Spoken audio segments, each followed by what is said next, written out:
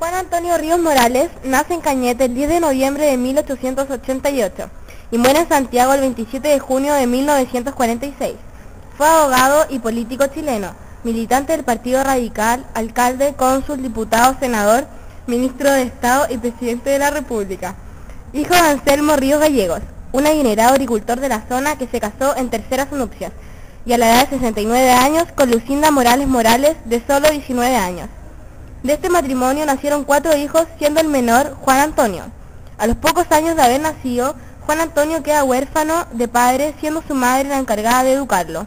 Realizó su instrucción primaria en su Cañete natal y luego en Lebu, y su educación secundaria la realizó en Concepción, en el Liceo Enrique Molina Garmendia.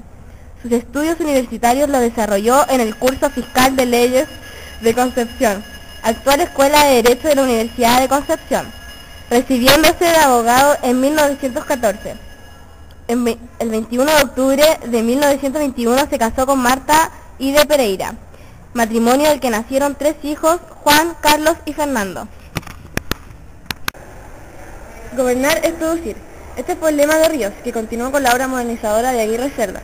Durante su gobierno se creó la Empresa Nacional de Electricidad, en 1943, que mediante la construcción de plantas hidroeléctricas llevó a cabo un plan de electrificación nacional, y la Compañía de Acero del Pacífico en 1946.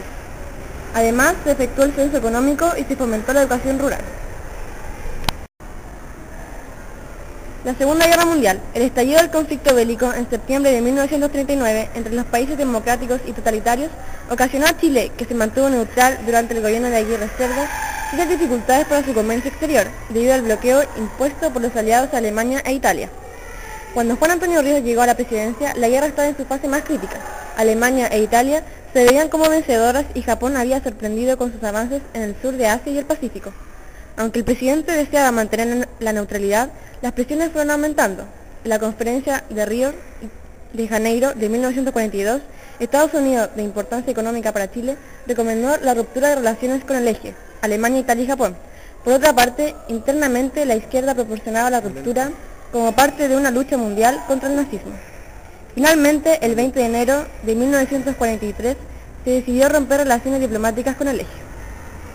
El 23 de diciembre de 1943, se promulgó la primera reforma a la Constitución de 1925.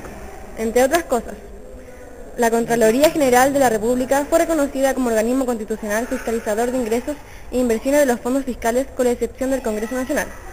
Se entregó al presidente la iniciativa de las leyes sobre la alteración de la división política o administrativa del país, la creación de nuevos servicios públicos o empleos rentados y la que conceden o aumentan sueldos, y gratificaciones al personal de la administración pública, las empresas fiscales y las instituciones semifiscales. Desde muy joven se adhirió a las ideas radicales y antes de egresar del liceo participaba en las asambleas y centros del partido. Fue elegido presidente de la Juventud Radical de Concepción y llegó a ser elegido regidor por la zona. Juan Antonio Ríos era un verdadero representante de la pujante clase media alta laica y provinciana chilena, y además era miembro de la masonería. Durante la campaña de Arturo Alessandri en 1920, Ríos participó activamente desempeñando un papel esencial en la zona sur del país.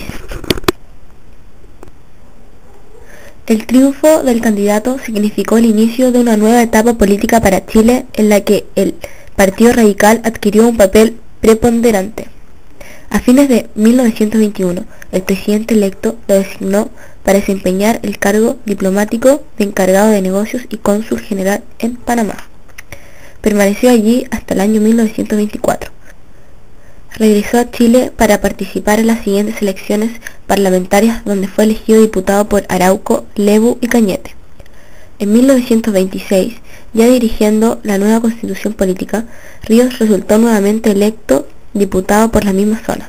De a poco, Juan Antonio Ríos había adquirido poder dentro del Partido Radical de Chile, hasta llegar a ser su presidente. Durante esos años, el coronel Carlos Ibáñez del Campo fue elegido primer ministro plenipotenciario y posteriormente presidente de la República. En su calidad de líder de los radicales, a Ríos le correspondió representar la posición de esta colectividad frente a los acontecimientos de ese periodo, protestando en contra de las atribuciones del gobierno de Ibáñez. No obstante, Ríos no compartía plenamente la posición de la Junta Radical, ya que sentía cierta admiración por las realizaciones del militar, por lo que fue tildado de ibañista. El 26 de julio de 1931, tras la caída de Ibáñez, Ríos fue duramente cuestionado por su colaboración con la dictadura, por lo que fue expulsado de la colectividad radical. En 1932, el golpe militar que derrocó al presidente Juan Esteban Montero contó con el respaldo de Ríos, quien luego encabezaría el gabinete como ministro del Interior. En las elecciones parlamentarias de 1933 participó como candidato independiente por la zona de Arauco y Cañete, siendo elegido para el periodo 1933-1937. Su incorporación a la Cámara de Diputados de Chile fue el inicio de su recuperación política. Más tarde sería reintegrado al Partido Radical. A fines del gobierno de Arturo Alessandri, el Partido Radical formó parte, junto con socialistas democráticos, comunistas y la Confederación de Trabajadores de Chile, de la alianza de centroizquierda llamada Frente Popular, corriente que lo nombró como su primer presidente. Durante el gobierno de Pedro Aguirre Cerda, ocupó el cargo de presidente de la Caja de Crédito Hipotecario y continuó desarrollando sus actividades políticas. Luego de la muerte del presidente Pedro Aguirre Cerda, el vicepresidente Jerónimo Méndez convoca elecciones presidenciales y el 1 de febrero de 1942 Ríos triunfa, siendo elegido presidente de la República, con un 55,93% de la votación, derrotando al propio Ibáñez.